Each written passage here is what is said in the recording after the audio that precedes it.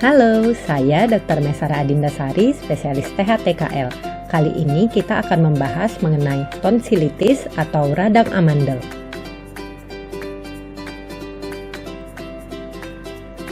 Tonsilitis atau radang amandel merupakan radang pada amandel yang disebabkan oleh bakteri, virus, ataupun jamur. Tonsilitis ini kira-kira ditularkan melalui apa saja ya? Yang pertama itu kontak langsung, lalu droplet atau percikan liur, dan penggunaan alat pribadi secara bersama.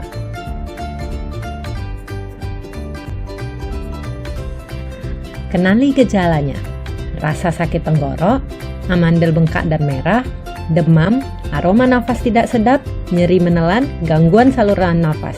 Jika disingkat menjadi radang. Komplikasi bila tidak segera diobati. Yang pertama, abses peritonsil. Gejalanya sulit menelan, membuka mulut, bahkan dapat menyebabkan kematian. Sumbatan jalan nafas saat tidur ditandai dengan mengorok saat tidur. Pada anak dapat mengganggu tumbuh kembangnya juga. Lalu yang terakhir, infeksi jantung dan sendi.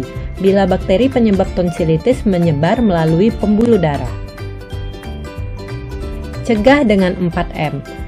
Menghindari makanan yang mengandung pengawet dan penyedap, serta berbagi penggunaan peralatan pribadi. Menerapkan protokol kesehatan dengan mencuci tangan secara rutin dan menerapkan etika batuk serta bersin. Mengkonsumsi banyak air putih, buah, dan sayuran, lalu menggunakan air hangat dan garam untuk berkumur minimal 2-4 kali sehari.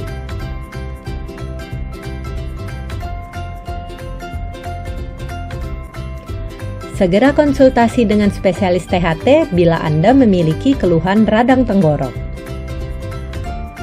Demikian pembahasan mengenai radang amandel. Semoga bermanfaat. Terima kasih. Halo, saya Dr. Mesara Adindasari, spesialis THTKL. Kali ini kita akan membahas mengenai cuci hidung. Ada beberapa manfaat dari cuci hidung. Yang pertama, mencegah infeksi rongga hidung, lalu melembabkan hidung yang kering, serta membersihkan kotoran, debu, dan mikroorganisme rongga hidung. Juga mengurangi gejala pada kasus alergi dan sinusitis.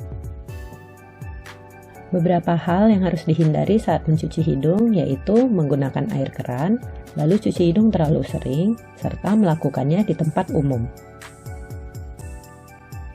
Sebaiknya cuci hidung dilakukan 1 kali sehari sebelum tidur pada orang yang sehat, lalu lakukan 3 kali sehari pada orang sakit. Langkah-langkah cuci hidung. Yang pertama, siapkan peralatan, yaitu spuit 10 hingga 20 cc, Transofix, infus NaCl 0,9%, serta wadah penampung air. Kepala dimiringkan dan kepala sedikit menunduk. Lalu buka mulut dan tahan nafas dan semprotkan 10 atau 20 cc cairan NaCl pada salah satu lubang hidung. Biarkan air keluar dari lubang hidung lainnya dan diulangi pada sisi sebelahnya. Demikian pembahasan mengenai cuci hidung ini. Semoga bermanfaat. Terima kasih. Halo, saya Dr. Mesara Adindasari, spesialis THTKL. Kali ini kita akan membicarakan mengenai mimisan. Ingat 3T pada saat terjadi mimisan. Yang pertama, tetap tenang dan tidak panik. Yang kedua, tutup hidung dengan menekan cuping hidung menggunakan jari selama 10 hingga 15 menit. Tundukkan kepala ke depan dan bernafas lewat mulut.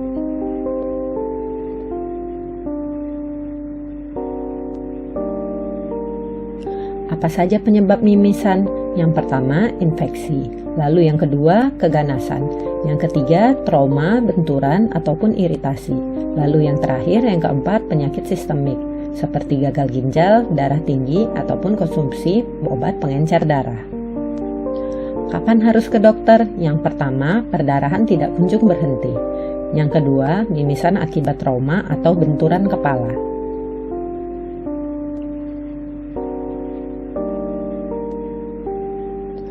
Yang ketiga, mimisan berulang disertai demam tinggi 2-3 hari sebelumnya. Yang keempat, mimisan berulang disertai telinga berdenging, hidung tersumbat, dan nyeri tenggorok. Demikian pembahasan mengenai mimisan. Segera ke spesialis THT apabila Anda ataupun keluarga Anda mengalami mimisan. Terima kasih.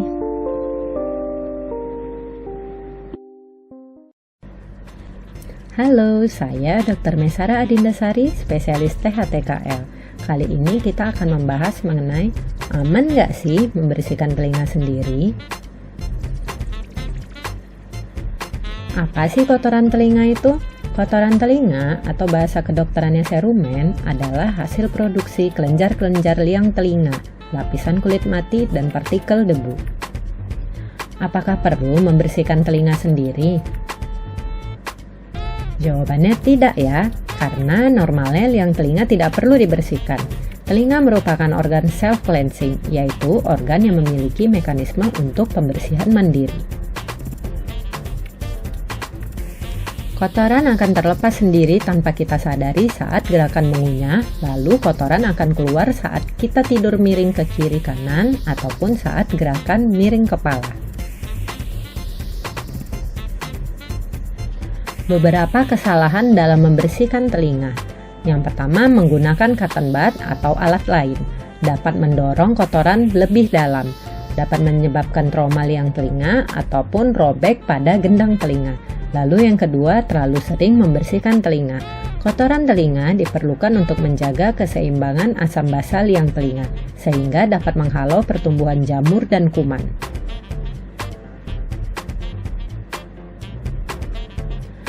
Bagaimana cara membersihkan telinga yang benar? Telinga sudah memiliki mekanisme untuk membersihkan dirinya sendiri, sehingga tidak perlu kita bersihkan ya. Demikian pembahasan mengenai aman tidak membersihkan telinga sendiri. Semoga bermanfaat. Terima kasih.